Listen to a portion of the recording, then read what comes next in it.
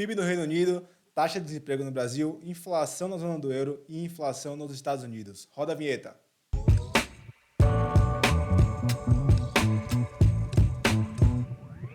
Boa tarde, pessoal. Hoje eu vou falar um pouquinho da nossa agenda econômica, bastante cheia, bem movimentada em todos os países, né? Feriado na China, minério de ferro não abriu no dia de hoje, mas vamos comentar um pouquinho mais sobre tudo que saiu aqui de dado econômico.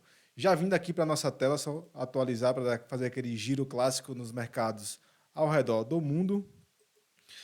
Os mercados operando aqui próximo à estabilidade, né? Praticamente todos no 0 a 0, sem muita novidade. Tivemos notícias boas, notícias ruins, a gente vai comentar sobre elas, mas vamos lá.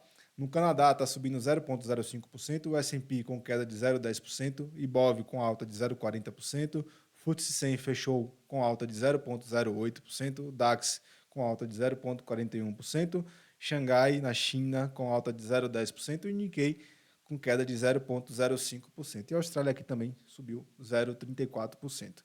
Nosso índice de ganância e medo está no nível de medo ainda, continua aqui no Fear. A gente pode ver aqui, inclusive aqui embaixo tem os momentos, né? Um mês atrás a gente estava no neutro, há um ano atrás a gente estava no extremo medo, foi quando o mercado estava lá pela casa dos 3.500, né? O S&P, 3.500 pontos. Semana passada a gente estava no medo de 34 e agora a gente está no nível de 29, né? Cada vez caindo mais, os mercados vão reagindo negativamente. Muita surpresa em relação à Bolsa Americana, que está fazendo um padrão bem estranho aqui, né? Um padrão que é chamado de linha de perfuração, né? Está furando aqui o candle, nuvem negra também, né? Mesma coisa aqui. Está furando aqui o candle anterior. Esse padrão significa, no topo, né, significaria uma reversão para queda, mas como aqui não está no topo ainda, a gente está pelo contrário, né, a gente está na região de fundo, pode não significar nada, né? Tem que guardar o pregão de segunda-feira para ver como vai se comportar a Bolsa Americana. Mas, por enquanto, vai fazendo um padrão bem estranho. Está caindo agora 0,30%, né? Tá até mais que falei lá anteriormente no mapa, e vai deixando esse padrão, né? Abriu aqui na máxima praticamente, né? Fechou, abriu aqui nos 4.330, já abriu recuando, né? Ficou um pouquinho aqui operando lá em cima, mas depois já começou a cair. Deve vir testar esse fundo nessas regiões de mínima aqui do 4.266, nessa região é o que ele deve estar indo fazer. Vindo para o DXY, operou em queda no dia de ontem, né? Caiu 0,49%. Hoje já operou, estava caindo, né, mais cedo. Agora já está aqui próximo à estabilidade, subindo 0,05%. A gente pode ver aqui o candle, essa sombra aqui foi até onde ele caiu, né? 105,750, nessa região aqui. E agora já vai se recuperando. Vindo aqui para o petróleo Brent está operando próxima à estabilidade também, 0,39 de queda. Petróleo que está acumulando uma alta bem forte, né, nas últimas semanas aqui, a gente pode ver pelo gráfico.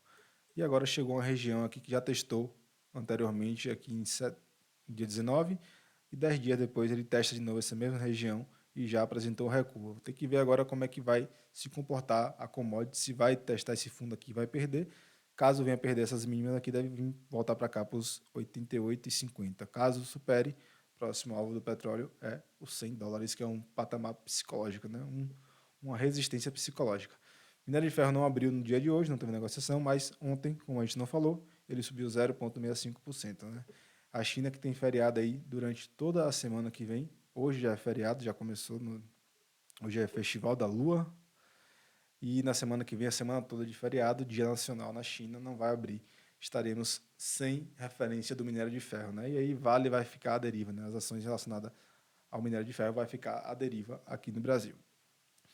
Vindo para comentar aqui os dados, né? O PIB do Reino Unido, como eu tinha falado, veio em 0,6% acumulado de 12 meses, né? Base anual, referente ao segundo trimestre, 0,6%, acima do esperado, que era 0,4%, ou seja, o Reino Unido começando a apresentar uma recuperação, né? O país que não tinha apresentado ainda, o Reino Unido estava bem atrás de todos os países, o Reino Unido começa a se recuperar, né? Conseguiu recuar bastante já a inflação e agora começa a recuperar economicamente falando. Vindo aqui para a Alemanha, tivemos as vendas no varejo, que ficou bem abaixo do esperado, né? Era guardado 0,5%, veio menos 1,2%, base mensal de agosto. Tivemos aqui também taxa de desemprego na Alemanha, ficou em linha com o esperado, 5,7%, e também igual ao último dado que foi reportado. Descendo aqui um pouquinho mais, tivemos a prévia, né, da inflação da zona do euro, que ficou em 4,3% acumulado de 12 meses, né, base anual, referente a setembro, ficou abaixo do esperado, era guardado 4,5% e bem abaixo também do último dado, que havia sido 5,2%. E aqui a novidade foi o que a gente sempre vem comentando, né, o IPC núcleo, né, que exclui energia e alimentos. Ele veio em 4,5%, abaixo do esperado, que era 4,8%, e também bem abaixo do mês anterior, ou seja, a zona do euro começa a conseguir controlar seu índice inflacionário. Né? Isso é muito positivo para todo mundo, né? Para a economia global, isso é positivo. A zona do euro que é a maior referência, né? Depois de China e Estados Unidos, e aí começa a conseguir controlar seus índices inflacionários. Aqui no Brasil não teve um dado tão positivo, né? A dívida bruta em relação ao PIB subiu, saiu de 74,1 para 74,4. Né? Eu mostrei esse gráfico no mês passado. A gente vinha aqui de 2022, foi quando começou a medição, né? 2021, dezembro. Sempre caindo, né? Acompanhando esse recuo aqui. E aí chegou aqui em 23, se manteve estável. Aqui já aumentou 0,2, aqui aumentou mais 0,4. Aqui manteve estável.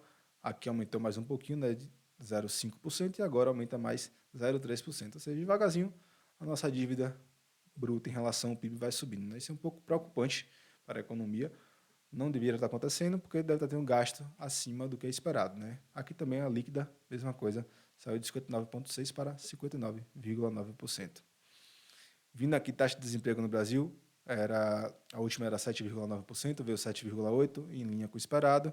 Lá nos Estados Unidos, o dado foi positivo em relação ao índice de preço PCE, que veio em 0,4% a base mensal, era guardado 0,5%, né? Ou seja, a inflação veio abaixo do esperado, é positivo para a economia americana. Já o índice de preço na base anual veio 3,5%, em linha com o esperado, e levemente aqui acima do último dado que foi reportado. Tivemos também esses índices aqui de percepção na expectativa medida pela Universidade de Michigan. Tivemos a expectativa de inflação ficou acima do esperado, lá guardado 3,1 veio 3,2. Tivemos a confiança do consumidor referente a setembro, ficou em 66 pontos, levemente abaixo do esperado, que era 66,3 e acima do último dado reportado. E a percepção do consumidor também subiu em relação ao esperado, veio 68,1, era guardado 67,7 e também veio abaixo do mês anterior. Né? Ficou negativo esse dado aqui de percepção do consumidor no mês de setembro. O índice de condições atuais veio 71,4, acima do esperado e também abaixo do mês anterior. Por isso que a gente vê aquele nosso termômetro, né, de ganância e medo, está bem temeroso, justamente ali reflete o que os consumidores, o que os investidores, o que a população está achando, né, então como é que ela está em relação ao mercado, ou seja, está com medo lá no nível no termômetro, e a gente vê aqui que a percepção também das condições atuais não está muito boa, né, está caindo em relação às últimas reportadas. Vindo aqui para a nossa Bolsa Brasileira, falar um pouco das maiores altas, maiores baixas. Temos a Casas Bahia, né, Grupo Casas Bahia subindo 6,78%, IRBR Brasil subindo 4,98%, Loco Web subindo 4,70%, 3,70%, Apvida subindo 3,38% e Semin aqui renovando o máximo agora subindo 3,42%. Né? Semin que também é uma relacionada à minério de ferro, né? Não tanto, né, mas é uma subsidiária da CSNA, mas também vem subindo sim, referência do minério. Vindo aqui para Prio. Prio está caindo, renovando o mínimo agora, caindo 4%, Natura caindo 3,09%, CVC caindo 2,26%, CVC que subiu bastante no pregão de ontem, né? Foi a maior alta do Ibovespa. CPFE caindo 1,67% e Engie caindo 1,57%. Né? A maioria das empresas que caindo são as elétricas.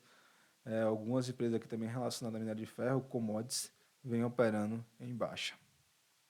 Vindo para o gráfico agora, Ibov também não está deixando um padrão muito bom,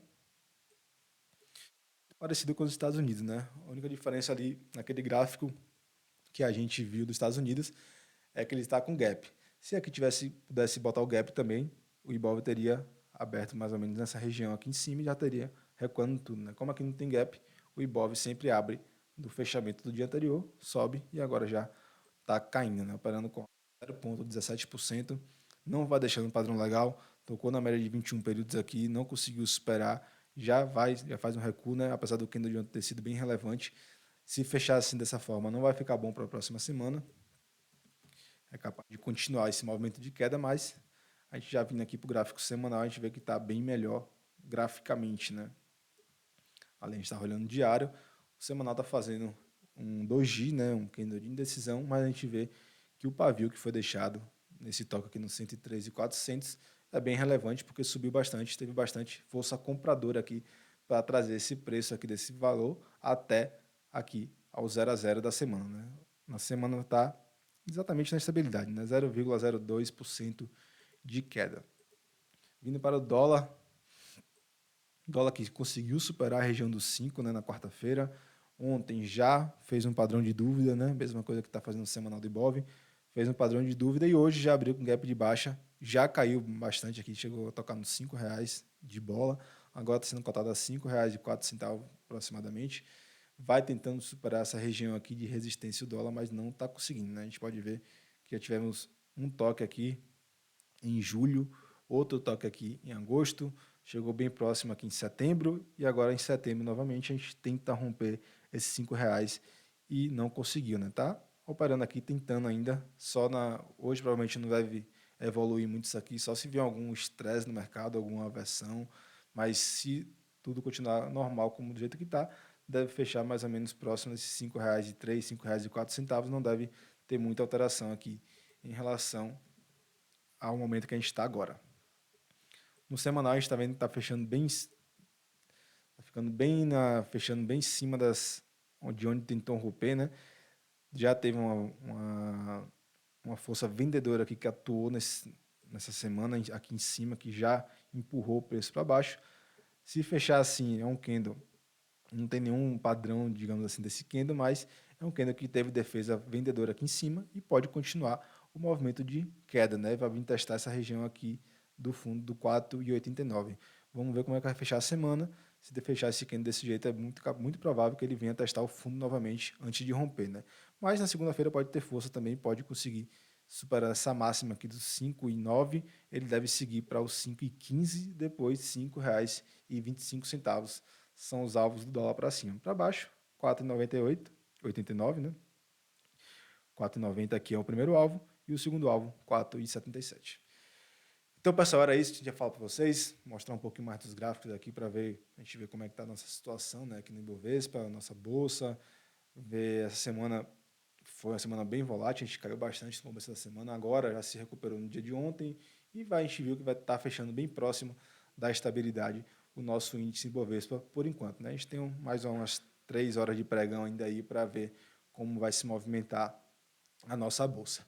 Mas eu vou ficando por aqui. Desejo a todos uma boa sexta. Pedir para vocês curtam nossa página nas redes sociais, YouTube, LinkedIn, Instagram. É muito importante para o nosso trabalho. A todos um bom final de semana e até segunda-feira. Tchau, tchau.